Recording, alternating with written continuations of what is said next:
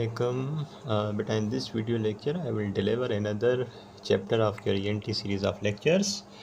It is sensory neural deafness. Now it has two components. One is the sensory component. One is the neural component. It is said to be sensory deafness when the pathology lies in the sensory organ of the corti, right? Sensory organ of the corti. And it is said to be the neural deafness when the pathology lies anywhere starting from the cochlear nerve to the higher centers in the cerebrum, the auditory cortex, right? So if this is the cross section of your cochlea, this is the cross section of your cochlea, above is the scala, this is the scala media, you have the hair cell, the organ of the corti, right? And from here the cochlear nerve goes all the way above, that beautiful auditory pathway, and here it ends up in the cerebrum, the auditory cortex ke andar.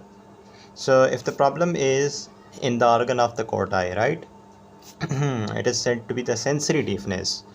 And if the problem is right here from this cochlear nerve till here in the higher cortex, this is said to be the neural deafness, right? It's clear. Okay, now I'll be discussing some causes of sensory neural deafness. The very first cause of the sensory neural deafness, let me tell you. There we go. Very first is the presbycusis, जिसको हम senile deafness भी कहते हैं. This is the hearing loss resulting from the degenerative changes due to changing. 60 साल की उम्र के बाद इनर ईयर के अंदर डिजनरेटिव चेंजेस आते हैं, जिसकी वजह से सेंसरी न्यूरल डीफनेस होती है. ठीक है. Mostly it is bilateral, involve both of the years. It is symmetrical and slowly progressive. ऐसा नहीं है कि 60 साल की उम्र के बाद आपको अचानक सेंसरी न्यूरल डीफनेस हो जाएगी. आहिस्ता आहिस्ता सुनने की सलाहियत कम हो जाती है. 65 साल में कम होती है, फिर 70 साल में कंपैरेटिवली और कम हो जाती है, फिर और कम होती जाती है. So this is the progressive loss of the hearing capability. Male female दोनों में इंसिडेंस बराबर है. Vulnerability depend on the individual susceptibility to develop this condition. Inherited predisposition कि मेरी फैमिली में तो 60 साल के बाद सबको बहरापन हो जाता है ज़्यादा, और सुनाई कम देता है. तो ये इनहेरिटेड प्रिडिस्पोजिशन भी है. एक्सपोजर टू नॉइज़ कितना ज़्यादा है, ये चीज़ें बेटा. Talk about the pathology of the pathology of the presbycusis. The pathology is there is actually degeneration, and this degeneration occur due to vascular insufficiency, right? The vascular insufficiency may be due to the sclerosis of the blood vessels, thrombosis of the blood vessels, or atherosclerosis, right? Now, if I make it easy for you, then I must say, if this is your inner ear, the part of the inner ear, cochlea, which is associated with hearing, right? इसका जो आपने देखा होगा बेटा, जो cross section है वो दोबारा मैं क्विकली ड्रॉ कर लूँ तो कुछ इस तरीके से होता है कि ये स्केला मीडिया होता है, ऊपर वेस्टिबुलाई, नीचे tympani, if I am not wrong, और यहाँ पे होता है स्ट्राया वेस्कुलरिस, जिसमें भरपूर ब्लड वेजल्स होती हैं. ठीक है. और स्ट्राया वेस्कुलरिस आपके इसको मीडिया को, सेंसरी ऑर्गन को, पूरे इनर ईयर को बड़े अच्छे से वेस्कुलराइज करता है, नरिश करता है, ब्लड फ्लो देता है, जिसकी वजह से ये टिश्यू आपका इनर ईयर का बड़ा हेल्दी रहता है और अपना काम करता रहता है. लेकिन अगर कुछ यूँ हो जाए कि वेस्कुलर इनसफिशिएंसी हो जाए, तो जो आपका इनर ईयर है, जो कॉक्लिया है खास करके, वो जाहिर सी बात है डिजनरेट हो जाएगा. तो जैसे ही आपकी एज इंक्रीज़ होती है, एजिंग की वजह से वेस्कुलर इंसफिशिएंसी होती है और डिजनरेशन इसके अंदर स्टार्ट हो जाती है. ठीक है. डिजनरेशन कहाँ पे डिजनरेशन हो सकती है? In the epithelial tissue in the organ of the Corti, in the basal turn of the cochlea. Number of both inner and the outer hair cells are reduced, so there becomes the high frequency sensory hearing loss. The turn of the cochlea, basal turn of the cochlea, वहाँ पे जो inner hair cell, outer hair cell मौजूद होते हैं, वो degenerate हो जाते हैं. Neural tissue in the spiral ganglion cells, right, that is the ganglion formed by the cochlear nerve. So there will be loss of the neuron population.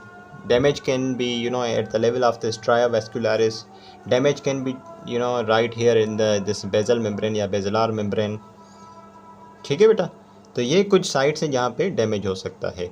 अब इसी बात को थोड़ा सा अगर मैं समराइज़ कर दूँ तो कहने का मकसद ये है बेटा, एजिंग की वजह से वास्कुलर इंसफिशिएंसी होती है। वास्कुलर इंसफिशिएंसी की वजह से इनर ईयर, जाहिर सी बात है कहीं पे भी वास्कुलर इंसफिशिएंसी होगी वो टिश्यू डैमेज होगा, डिजनरेट होगा, चाहे वो इनर ईयर है चाहे कोई और टिश्यू है। ठीक है, तो वास्कुलर इंसफिशिएंसी होगी एजिंग की वजह से, और उसकी वजह से क्या होगा, इनर ईयर डिजनरेट होना स्टार्ट हो जाएगा। वास्कुलर इंसफिशिएंसी क्यों हुई? स्क्लेरोसिस की वजह से, थ्रोम्बोसिस की वजह से, एथेरोस्क्लेरोसिस की वजह से। डिजनरेटिव चेंजेस इनर ईयर में कहाँ आएंगे? Hearing is related with the cochlea or I should say cochlea is related with hearing, so problem will be in cochlea. At what regions of cochlea? Like degeneration of the epithelial tissue in the organ of the corti and the basal turn of the cochlea, right? या फिर cochlea से आप थोड़ा बाहर जाएंगे, ये cochlear nerve है, और कॉक्लियर नर्व आपको पता है कॉक्लियर गैंग्लियन बनाती है। ठीक है, तो इस गैंग्लियन के अंदर प्रॉब्लम, अगर इसके अंदर प्रॉब्लम है, जैसे कि epithelial tissue in the organ of the Corti are degenerated, so it will be the sensory deafness. और क्योंकि इसके अंदर ये गैंग्लियन के सेल्स भी डैमेज होते हैं तो it will be neuronal deafness, तो it is sensory plus neuronal deafness, so sensory neural deafness actually, right. उसके अलावा स्ट्राया वास्कुलरिस के अंदर डिजनरेशन हो सकती है, बेजलार मेम्ब्रेन के अंदर चेंजेस आ सकते हैं। ठीक है बेटा, इस तरीके से पेशेंट प्रेजेंट कैसे करता है, let me tell you. Patient actually present with difficulty understanding the speech. सिर्फ not only I want to say patient has very much difficulty to understanding the speech, and also there is difficulty hearing in the presence of the background noise. Group discussion becomes very much difficult due to high frequency hearing loss. खास करके जो patient होते हैं प्रेस्बाइक्यूसिस की वजह से उनको किस तरह का हियरिंग लॉस होता है, हाई फ्रीक्वेंसी हियरिंग लॉस होता है, so they have difficulty group discussion, right. So yeah that's it, keep it easy. Difficulty understanding speech, difficulty hearing in the background noise, and group discussion is very difficult, right. Okay, now I will be telling you some investigations, right, that we can order. The very first thing is the pure tone audiometry, in which you will come to see the sensory neural deafness, और airborne gap जो होता है वो बिल्कुल भी नहीं मिलेगा आपको। दूसरा speech audiogram, it will show the marked reduction in the speech discrimination. The treatment is reassure the patient, और एक ट्रेनिंग की जाती है पेशेंट की, पहले उसको लिप रीडिंग पे, आप अगर old age, let's suppose I am 75-year-old patient with presbycusis, तो मुझे ट्रेनिंग दी जाएगी कि जो सामने कोई इंडिविजुअल आपके बोल रहा है तो आप उसकी लिप रीडिंग और ऑडिटरी ट्रेनिंग की जाती है। ठीक है, लिप्स रीड करके सुनना समझना बात को। और फिर ज़ाहिर है हियरिंग एड्स भी लगाई जा सकती हैं, जिससे हियरिंग एड्स का क्या काम होता है बेटा, आप जो साउंड सुन रहे हैं उसको एम्पलीफाई करके सुनाती हैं हियरिंग एड्स। ठीक है, in those with the neural presbycusis खास करके। ठीक है, and the poor speech discrimination. The one thing is the hearing aids can be really helpful, but in patient with the neural presbycusis, that is problem in the cochlear nerve, not in the organ of the corti, and the patient has not only the difficulty understanding but has poor speech discrimination. He has problem with hearing, but also the speech discrimination is very poor. Then the hearing aids can be having less beneficial effects. Let's summarize the presbycusis. Presbycusis is a condition जिसमें sensory neural deafness होती है। Ageing के साथ vascular insufficiency होती है। vascular insufficiency की वजह से आपका कोक्लिया डैमेज हो सकता है, या फिर उससे निकलने वाली जो नर्व है कॉक्लियर नर्व वो डैमेज हो सकती है। कहाँ कहाँ प्रॉब्लम हो सकते हैं? कॉक्लिया के अंदर जो सेंसरी ऑर्गन कोर्टा है वो डैमेज हो सकते हैं। कॉक्लियर नर्व का गैंग्लियन डैमेज हो सकता है, जो फिर न्यूरोनल जो सेल्स हैं वो कम हो जाएंगे।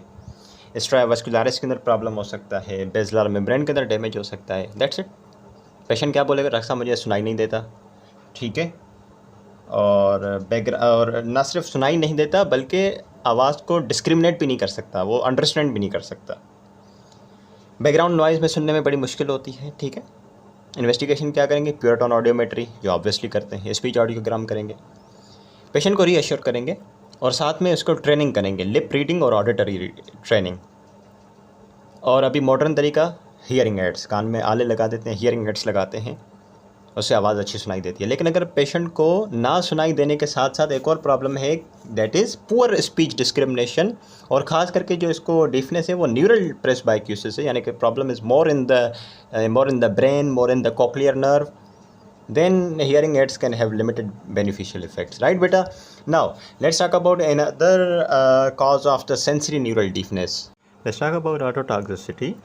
Ototoxicity, obviously it's a damage to cochlea or vestibule or both the parts, ठीक है, and leading to sensory neural deafness. Why ototoxicity? Why damage to cochlea? Why damage to vestibule? Due to so many reasons, especially the drugs. There are so many ototoxic drugs. If you take those drugs for the long period of the time, or if these drugs remain in your serum in high concentration for long period of time, they can cause ototoxicity, damage right there in the cochlea and vestibule. What are those drugs? Aminoglycosides like streptomycin, genta, neomycin, kanamycin, tobramycins. These all are the aminoglycosides. Some diuretics, especially the loop diuretics, furosemide, ethacrenic acid. I hope you remember all these. Some antimalarials, quinine and chloroquine, salicylates, for example, aspirin in higher doses for long period of time. Some cytotoxic drugs like cisplatin, anti-epileptic drugs, phenytoin or ethosuximide, NSAIDs like ibuprofen. They are ototoxic when taken for long period of time in higher doses, ठीक है। अच्छा, ये जो drugs हैं ये कान तक पहुंची कैसे, और फिर ही ऑटोटॉक्सिसिटी करवाई होगी ना? या तो ब्लड के थ्रू पहुंच सकती हैं या टॉपिकली राउंड विंडो के थ्रू। अगर आपने इन एंटीबायोटिक्स के ईयर ड्रॉप्स यूज़ किए हैं, फॉर एग्जांपल जैसे कि जेंटा के ईयर ड्रॉप्स आपने कान में डाल दिए, ठीक है, या एक्सीडेंटली किसी बच्चे ने जो है डायूरेटिक अपने कान में डाल दी, तो वो राउंड विंडो के थ्रू मिडिल ईयर से राउंड विंडो, और फिर वो जा सकती है इनर ईयर में, ठीक है बेटा। इस तरीके से भाई ब्लड से तो आ ही सकती है, ज़ाहिर है। And factors affecting the ototoxic drugs, these are some conditions in which these drugs can actually lead to ototoxicity, जैसे कि पैरेंटल एडमिनिस्ट्रेशन। अगर आप ड्रग पैरेंटली दे रहे हो, खास करके आईवी, तो बहुत चांस होता है, खास करके जब हम आईवी अमीनोग्लाइकोसाइड देते हैं ना, तो बहुत बड़ा रिस्क होता है ऑटोटॉक्सिसिटी का, क्योंकि इजीली आप डायरेक्टली ड्रग ब्लड में दे रहे हो, ब्लड से फिर सीधा कान में चली जाएगी, ऑटोटॉक्सिसिटी करवा देगी। रीनल फेलियर, पेशेंट को रीनल फेलियर है, ड्रग एक्सक्रीट नहीं होगी तो बॉडी में रहेगी तो ऑटोटॉक्सिसिटी करवाएगी। High serum levels will lead to ototoxicity. Topical application, अगर टॉपिकली आप लगा रहे हो कान में सीधा, तो फिर भी बड़ा आसान होता है ड्रग के लिए कान के अंदर जाना, इनर ईयर में, और उसको डैमेज करना। Talk about the pathology of the ototoxicity. Actually क्या होता है कि जो ऑटोटॉक्सिक ड्रग होती है वो डिजेनरेट करती है आपके स्ट्रायोवैस्कुलरिस को, जो सेंसरी ऑर्गन्स होते हैं, जैसे कि ऑर्गन कोर्टाई कोक्लिया के अंदर होता है, या फिर वेस्टिबुलर अपरेटस, उसको डैमेज करता है। Outer hair cells are affected more than the inner hair cells, right. And the degenerative changes diminish from base to apex of the cochlea. Base पे ज़्यादा डिजेनरेशन होती है कंपेयर टू एपेक्स, ठीक है, क्योंकि base is more towards the round window ना, तो drug जब आएगी तो वो पहले तो बेस को इन्वॉल्व करेगी, एपेक्स तो बहुत दूर है ना, तो बेस ज़्यादा अफेक्टेड होता है, उसमें डिजेनरेटिव चेंजेस ज़्यादा होते हैं कंपेयर टू एपेक्स, ठीक है। Degenerative changes diminish from base to apex of the cochlea, सबसे ज़्यादा डिजेनरेटिव चेंजेस बेस में और सबसे कम एपेक्स में। Also, the degeneration of the ganglion cells and neural tissue can occur secondary to degeneration of the sensory epithelium. वैसे तो ये ड्रग्स आपके सिर्फ कॉक्लिया और वेस्टिब्यूल में रहती हैं, उनको डैमेज करती हैं, लेकिन जो गैंग्लियन सेल्स हैं आपके कॉक्लियर नर्व के, जो कॉक्लियर नर्व इट सेल्फ है, उसकी भी डिजेनरेशन हो सकती है secondary to degeneration of the sensory epithelium of the cochlea. Pregnant women, their placenta, placenta के थ्रू ये ड्रग्स जा सकती हैं, and can cause degeneration of the inner ear in the foetus. If the pregnant women is taking these drugs, antimalarials और others, the drug can go through the placenta into the fetus and can damage the inner ear, right beta? Okay, after this the clinical presentation of the patient, ototoxicity है, previous history है aminoglycosides लेने की, sensory neural deafness जाहिर सी बात है होगी ही होगी। और अगर ड्रग वेस्टिब्यूलोटॉक्सिक थी यानी कि कोक्लिया के साथ वेस्टिब्यूल को भी डैमेज किया है, जो कि हमने पीछे बोला कि कोक्लिया के साथ वेस्टिबुलर अपरेटस भी इन्वॉल्व होता है कई ऑटोटॉक्सिक ड्रग्स में, तो फिर ज़ाहिर वर्टाइगो भी होगा अगर वेस्टिब्यूल अफेक्टेड है। और साथ में टेनाइटिस भी होती है, that is the ringing sensation in the year और द हेड। पेशेंट की इन्वेस्टिगेशन बेटा हिस्ट्री में आपको वो ड्रग हिस्ट्री देगा कि डॉक्टर साहब मैं 2 महीने से जो है वो जेंटामाइसिन खा रहा हूँ, ठीक है। ड्रग के सीरम लेवल करवाओगे, आपको हाई मिलेगी। रीनल फंक्शन टेस्ट करवाओगे, अगर क्यों करवाएंगे renal function test? Rule out the kidney failure. अगर पेशेंट को किडनी फेलियर है और हिस्ट्री दे रहा है वो 2 महीने से जेंटामाइसिन खा रहा है, तो सीधा सीधा ऑटोटॉक्सिसिटी है, ठीक है। पियर टोन ऑडियोमेट्री करवाएंगे बेटा, तो जाहिर सी बात है सेंसरी न्यूरल डिफनेस मिलेगी। And mainly high frequency sound is affected. पीछे प्रेस बाइक्यूसिस में भी high frequency sound was affected, ठीक है। ओके, एक और टेस्ट ऑटो अकाउस्टिक इमेजन करवाते हैं, ये न्यू इन्वेस्टिगेशन है, खास करके बच्चों में करवाते हैं for early detection of the ototoxicity, ठीक है बेटा। और अगर वर्टाइगो प्रेजेंट है तो हम शक कर सकते हैं कि शायद ये वेस्टिब्यूल भी इन्वॉल्व हुआ है, तो हम वेस्टिबुलर सिस्टम के लिए भी डिफरेंट टेस्ट करते हैं to rule out if there is problem only in the cochlea और if the vestibular system has also been involved. Treatment preventive होता है कि ड्रग्स बंद कर दें, ठीक है। और जो सेंसरी न्यूरल डिफनेस हो चुकी है, अब जो चीज़ डिजनरेट हो चुकी है कोक्लिया की, तो उसको तो सही नहीं किया जा सकता प्रिवेंशन से ज़ाहिर है। तो उसके लिए फिर हम ऑडिटरी रिहेबिलिटेशन और हियरिंग एड्स लगाते हैं, जिसका पूरा चैप्टर है, हम डिस्कस करेंगे। डिफरेंट हियरिंग एड्स आती हैं जो कि आप कान में लगाते हो और वो आपके साउंड को एम्पलीफाई कर देती हैं, ठीक है बेटा। So ototoxicity that was another cause of your sensory neural hearing loss. Here comes another cause of the sensory neural hearing loss, that is acoustic trauma. Let me describe this to you.